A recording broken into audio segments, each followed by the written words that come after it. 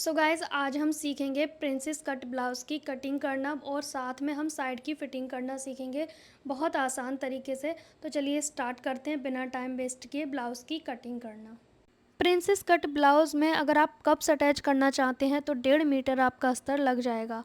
Normal में 1 metre लग जाता है और अगर आप बुकरम वगैरह के नेक बनाते हो तो उसमें भी 1.5 मीटर लग जाता है, क्योंकि हम नेक बुकरम के अस्तर पे बनाते हैं।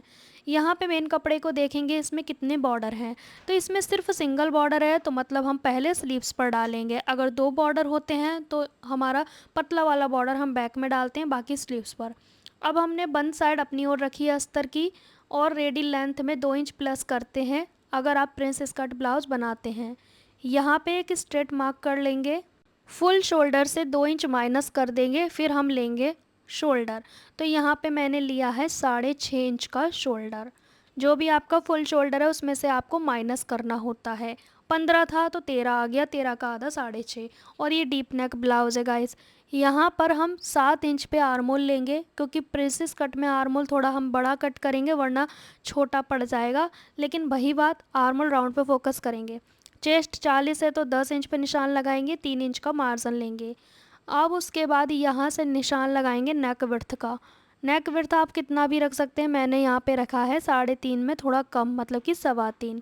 लंबाई 7 इंच पे रखी है, क्योंकि कस्टमर को जो नेक है वो ब्रॉड भी चाहिए, लेंथी भी चाहिए, इसलिए शोल्डर भी हमने थोड़ा ज़्यादा लिया है, वरना शोल्डर पट्टी कम हो जाएगी। अब मैं यहाँ पे नीचे की ओर चेस्ट का 10वां हिस्सा लगाऊंगी। अब हमने यहाँ नीचे की ओर से 1/2 इंच अंदर की ओर अपनी ओर निशान लगाना है प्रिंसेस कट में। अब लेंगे हम बस्ट पॉइंट। तो बॉडी मेज़रमेंट की क्लास में आपने देखा होगा, पिछली क्लास ज़रूर देखना। यहाँ पे मैंने 11 इंच पे निशान लगाया है, क्योंकि बस्ट पॉइंट 10.5 है, लेकिन हम 11 पे लगाएंगे। ठीक है, ये सबका अलग अलग आएगा, बॉडी पे मेज़र करना है। कैसे करना है पिछली क्लासेस में आप देख सकते हो, बैक जाके चैनल पे वीडियोज़ को ज़रूर देखना। यहाँ पे हम प्रिंसेस कट का शेप लगाने के लिए पहले क्या करेंगे, यहाँ पे भी 10 लिया है हमने, ठीक है, चेस्ट का, और नीचे भी 10 लिया है। ये सीधी लाइन मेरी नहीं बनी थी तो मैं दोबारा से सीधा कर रही हूँ, ये चीज़ का ध्यान रखना है। अब हमें ये प्लेट कितनी दूरी पे डालनी है, तो उसके लिए पहले कमर का निशान लगाना पड़ेगा। कमर का चौथाई भाग आएगा यहाँ पे 8.25। तो ये जो गैपिंग बचेगी ना, ये हमारी प्लेट की चौड़ाई निकल आएगी। चेस्ट और कमर में जितनी गैपिंग होगी वो हमारी प्लेट की चौड़ाई निकल आएगी। तो जो 1.5 इंच इस साइड पे आया था वही 1.5 इंच की मैंने प्लेट डाल दी है। ठीक है, अब इस तरह से शेप लगा देंगे। सिलते समय कोना ना निकले तो उसके लिए क्या करना होगा, हमें पहले सीधी वाली लाइन को मेज़र करना पड़ेगा। ये कितने इंच की आ रही है उतनी हमारी ये वाली लाइन आनी चाहिए जो हमने गोलाई में दी है। इसको गोलाई में इंची टेप को रखते जाएंगे और इस तरह से मेज़र करते जाएंगे। सिर्फ उसी के बराबर करनी है, एक्स्ट्रा है तो उसे निशान लगा के हम साइड कर देंगे और इस तरह से तिरछा मार्क कर देंगे। अगर ये नहीं करोगे तो कोना निकल आएगा। ठीक है, तो ये करना ज़रूरी है और इससे साइड की लेंथ पे कोई असर नहीं पड़ता है, क्योंकि वो टेढ़ा मेढ़ा है वो निकल जाता है। आर्मोल की शेप लगाएंगे, कैसे लगाएंगे, सबसे पहले आर्मोल का सेंटर लेंगे, फिर गोलाई करेंगे। आपको लग रहा होगा 7 इंच आर्मोल बहुत ज़्यादा है, ये तो बड़ा हो जाएगा, बिल्कुल भी नहीं होगा। बस आपको थोड़ा देखना है, थोड़ा सा पेशेंस रखिए, वीडियो को पूरा देखिए। तो ये गोलाई हमने कर दी। अब इस वाले पॉइंट को यहाँ मिला देंगे। ठीक है जी, ये हम प्रिंसेस कट का शेप देने के लिए करते हैं। और यहाँ पे हमने आधा इंच की प्लेट डालनी है और ये हमारी कट के माइनस हो जाएगी। ठीक है जी, अब इसको हम इस तरह से कर देंगे, ये हमारा माइनस हो जाएगा, एक तरह से हाइड हो जाएगा। कैसे होगा अभी आपको पता चलेगा। अब हमने ये लाइन के जितना ये वाली लाइन करनी है, मतलब कि जो हमारी नेक वाली साइड पे जो लाइन दिख रही है उसको हमने इस लाइन के बराबर कर दिया। अब आर्मोल और बढ़ाना पड़ेगा हमें, क्यों, वरना प्लेट डालने के बाद ये एल बन जाएगा। हमें एल तो नहीं बनाना, हमें तो गोलाई जैसा रखना है प्लेट डालने के बावजूद। तो प्लेट को कुछ इस तरह से पकड़ेंगे, जैसे ये सिलाई में जितना जब दबने वाला है उतना हमने दबा दिया। अब आर्मोल की कर देंगे कटिंग। तो ये चीज़ अगर आप पहले प्लेट डाल के नहीं कट करोगे ना तो आपका सिलने के बाद एल बन जाएगा, वो नहीं करना है। हमें शेप प्रॉपर चाहिए सिलने के बावजूद भी। अब फ़िलहाल तो मैं कटिंग कर लेती हूँ, फिर आपको दिखाऊंगी मैं। अब इस पिन को हम रिमूव करेंगे। तो सबसे पहले तो हम बैक पार्ट के लिए कपड़ा रखेंगे, क्योंकि बैक ओपन ब्लाउज़ बना रहे हैं। आधा इंच हमने हुकाई मार्जिन लेना है बैक पार्ट में। ऊपर से साइड से सब बराबर करके हम गोलाई लगा देंगे। फ़िलहाल मैंने पिन को रिमूव नहीं किया है गाइस, अभी आपको बताएंगे क्यों और कैसे। अब बैक पार्ट में रेडी लेंथ में सिर्फ 1 इंच एक्स्ट्रा लेते हैं, फ्रंट में 2 इंच एक्स्ट्रा लेते हैं। तो ये फ़िलहाल हमने इसके बराबर नापा है, तो हम थोड़ा सा चेक कर लेते हैं। तो मेरे को रखनी है 15, तो मैंने 16 पे मार्क कर लिया है। ठीक है जी। और तुरपाई पट्टी फ्रंट और बैक दोनों में अलग से लगाती हूँ मैं। अगर आपको फोल्ड करने के लिए रखना है तो आप रख सकते हैं। चौड़ाई भी कम करनी है बैक पार्ट की, क्यों? क्योंकि फ्रंट में चेस्ट का उभार होता है, तो हम फ्रंट में थोड़ा ज़्यादा लेते हैं, बैक में कम। बैक तो स्ट्रेट होता है ना, इसीलिए। अब नेक लेंथ का निशान लगा दिया और नेक विड्थ का। मैं इसमें मटका नेक बनाने वाली हूँ, आप कोई सा भी बना सकते हैं। मैं इसकी कटिंग अभी नहीं कर रही क्योंकि मैं पेस्टिंग पेपर पे बनाने वाली हूँ, तो फ़िलहाल हम इसको स्ट्रेट ही छोड़ देंगे। तो जैसे कि आपको पता है कि मैं फुल शोल्डर -2 कर लेती हूँ डीप नेक बनाना होता है, तो ये नहीं कि मैं 5 इंच पे शोल्डर रखूँ।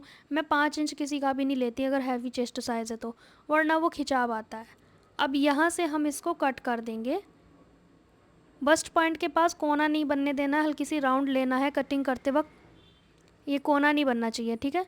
अब ये हमारा कट हो गया। अब इस तरह से स्टिच हो जाएगा।